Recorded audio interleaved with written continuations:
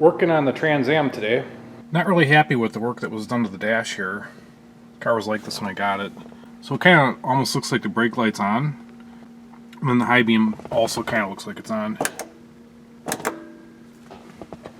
Along with that, you'll notice the speedo and the tach have white needles. And all the rest of the gauges have yellow needles. So I don't know if someone painted the rest of the needles or what, but a quick look on the forums looks like all the needles are supposed to be white. The oil pressure needles always had a bit of a flutter to it. The sending unit was replaced. I'm thinking it's probably not the motor, but who knows. Another issue is we put that windshield washer bottle in here and we want to get the pump working, but this button doesn't spring back. So I think that switch is seen better days. This plate here is kind of a gnarly spot between the high and low. I don't know what's going on with that. If we can get an exact copy of that, I may try to replace that. And really the big thing here is this whole dash bezel. It's got the radial tuned suspension badge on it. It's not supposed to have that. Not in 73 anyway. This console isn't supposed to have it either. I don't know who the heck did that. But we're concentrating on the dash here, and we're going to see if we can get this cleaned up. Trans Am Dash Specialties refurbished an early dash bezel for me, and I think he did this with like a CNC machine, and it's spectacular. I'm so grateful that there's a place like that that does this type of work. Otherwise, the only other thing I found were like inlays. He also included a heater plate and then the block-off plate. I got a used wiper switch off eBay, and spring works. Hopefully this thing works and gets our pump working. Here's that plate, and it's not 100% the same. It says economy instead of vent.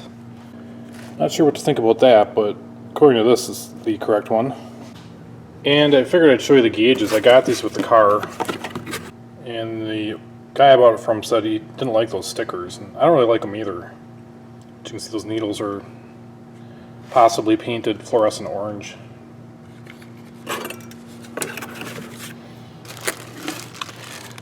Same one with the tach, and he spent a small fortune on gauges. These two gauges here aren't cheap. Here's that oil pressure water gauge. We'll see if we can get her fit in there. This wasn't cheap either, but it was less than half the cost of one of these. Maybe it's possible the one in the car is out of a newer model Firebird, I don't know. But if this is easy to put in, I'll install it. I've been kind of putting this off because I'm pretty sure it's going to lead to me crawling underneath the car into a contorted position at some point. But I was watching a video from F-Body Warehouse and they dropped the column to get this out. I'm going to try to do it without dropping the column. So there's going to be a couple screws in the bottom, 3 in the top. And I think there's supposed to be some clips in here, maybe 2 here and a couple over here, 3 maybe. I highly doubt that this car has them, so I'm not going to worry about that too much. But we'll see if they're in there. Yeah, I'll probably notice my dome light's on. I think I'll disconnect the battery just in case. I don't want to get into anything in there. This is a brand new reproduction dash. Looks like it fits beautifully. And it's already cracked. I'm gonna guess that somebody scored it while they put in this dash bezel. So I know that you gotta unscrew this job here. The plate that goes underneath the dash here, underneath the column, is already off. My clips that hold it in there with these half-turn plastic screws were broke. So we got a couple of those on order. And not 100% where they're supposed to go, but I'm not seeing screws to the bottom of that bezel. So I'm gonna guess that they're not in there. Take these guys out.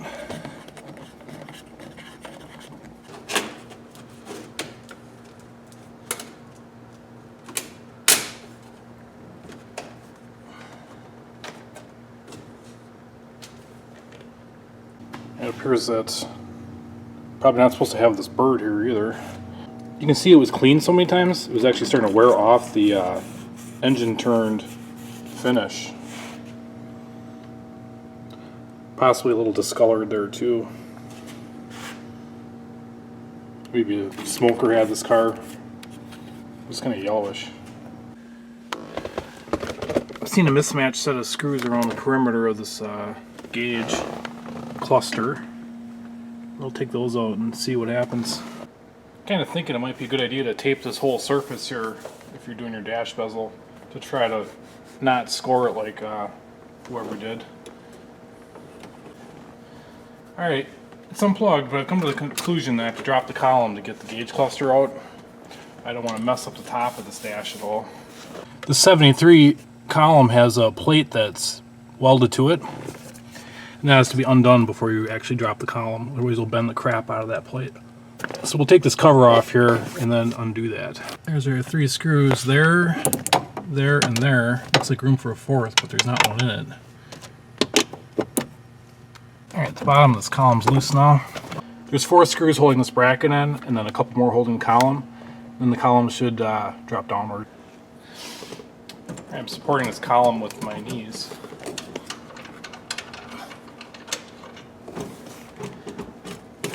I really don't want it to drop super far down, just enough to get this out. There we go. I'm going to temporarily bolt it back up. Here's the 2 clips that I had to undo. This one's a little tricky. Got to push the top and bottom in to get it out. Well, not too much in the hot melt department. A little bit right there for some reason. Just holding that together. Wait, this circuit board has seen better days. Maybe you can get this out now. Oh yeah. This will be a good opportunity to check all my lights. This guy here's coming undone. I'm going to say that the plug probably keeps it in though. So everything was working, so I'm not going to worry about it too much. If I recall, he replaced the lens also. Just a little dinky screw on here.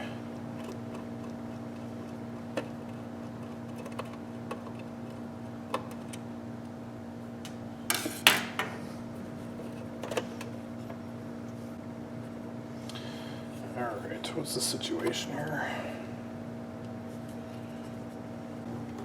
Tough to see, but it looks like there are tubes behind that headlight and brake light lens. I did notice a whole roll of this stuff that looks unopened, so maybe it's just missing the gasket. Let's take it out and find out. The turn signals. I can just picture something going south here.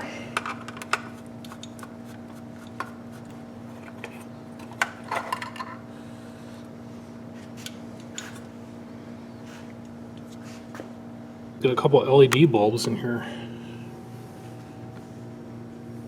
Placing this gauge is going to be a bit of a nightmare. Looks like this whole plastic piece is integral to it. There it is. So the whole circuit board is going to have to come off.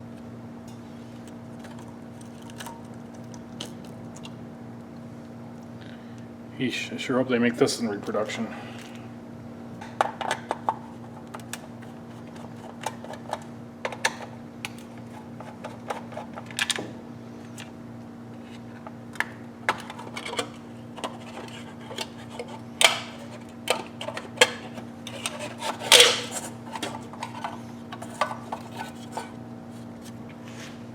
Alright, here we go.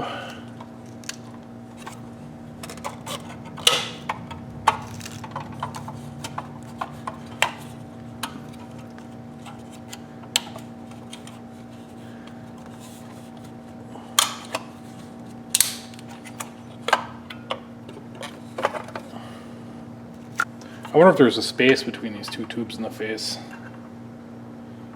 Bet you there was.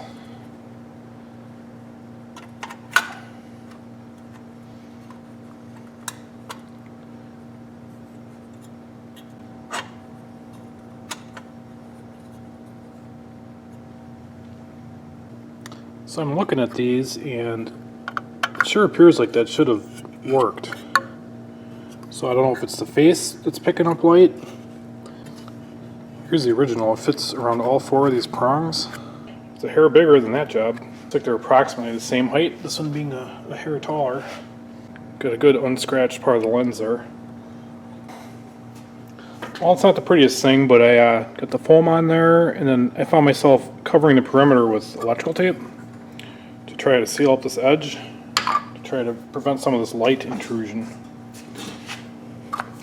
I had noticed that the original lens here had like a stick-on shroud that went around it for that. This one doesn't have it. So I'll do a similar thing for the brake light. Here's what I came up with for the brake light. Actually wrapped a layer trying to keep that black stuff up. Well, here it is assembled. Can't really tell if that foam is in there. I imagine a lot of that light intrusion came from the corner there. So I just got a couple 10 packs of these LEDs. I'm going to see if I can go all LED. Get some new twist locks too. And I did find that circuit board. It's like 80 bucks though, so I'm just going to try to use what I got there. Hopefully I can get them all to work. Well, I was getting it, but then I did this. I actually created a little short. I think I'm going to actually glue these back down. Power up these lights individually, one by one on the bench here to make sure they all work before I put this cluster back in. It was pretty difficult getting at some of these. Not sure how well this stuff's going to work, but I'll give it a shot.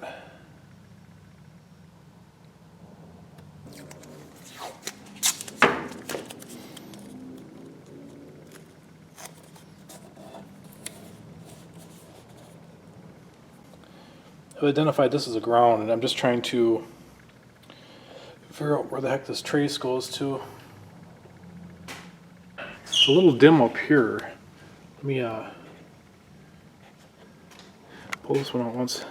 Oh, there we go. Alright, so that's how it's supposed to look, and that's what we're going to go with. If I have any further problems with this, I'm going to go ahead and replace this circuit board on the back. Or if I have to take it apart again for some reason. While I got this apart, I'm just checking the rest of these lights. And I know these heater controls, I think just have one. So that's already got an LED. That one's also an LED. There's one more light behind there, but I'm not going to worry about that one. I think you just see that when the lighter's pulled out.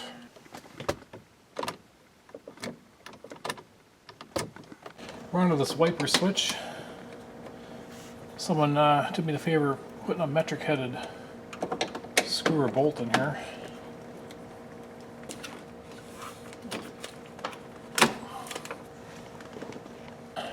Here's the old one. Spring action's gone. And the new.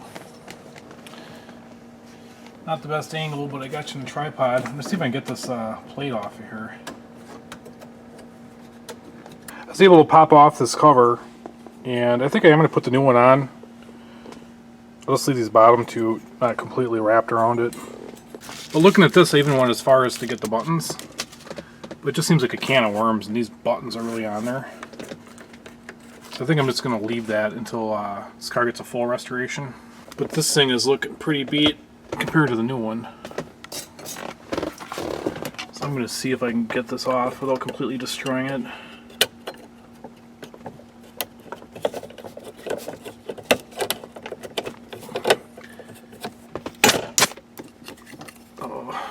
Need that clip. So I'm just going to work on the reverse, putting this all back together, and then we'll take a look at the finished product. Well, here you have it lit up. Looks pretty good. These two gauges are begging to be changed out now to match. But I'm noticing my radio isn't lighting up. And then down here I possibly need an LED. But I'll get those at later dates. So far it's looking great.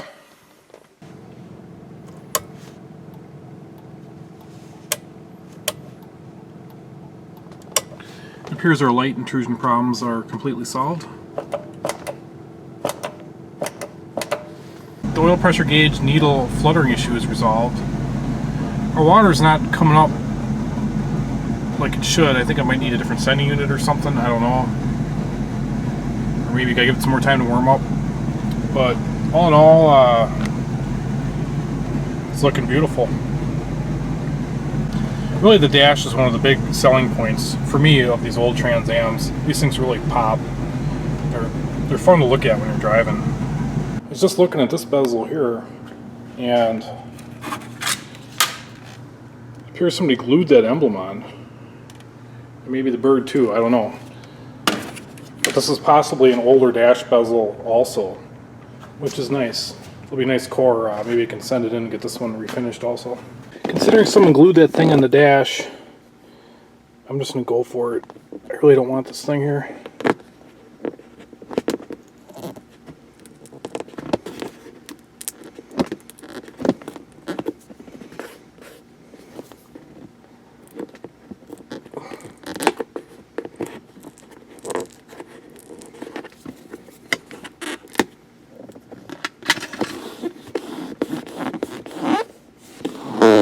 Yes.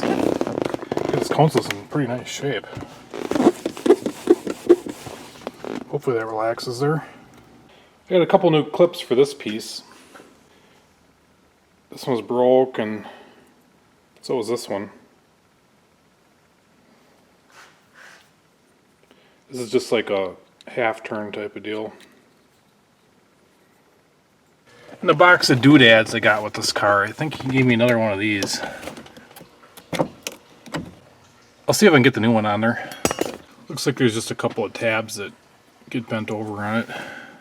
I'll have to put you down for this operation. I just bent the tabs over with my fingers, really not much to it.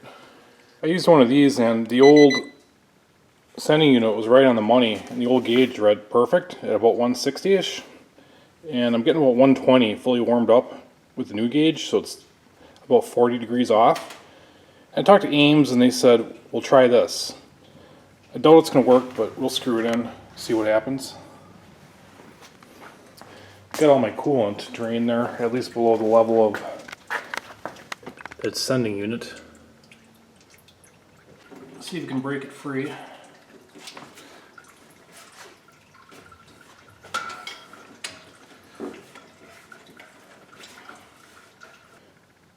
Not seeing a whole lot of difference visually.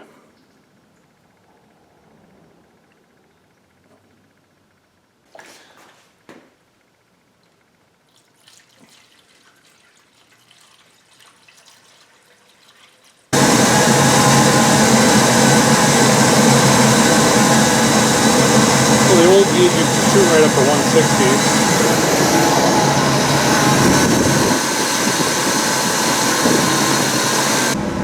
This new gauge tops out about right there.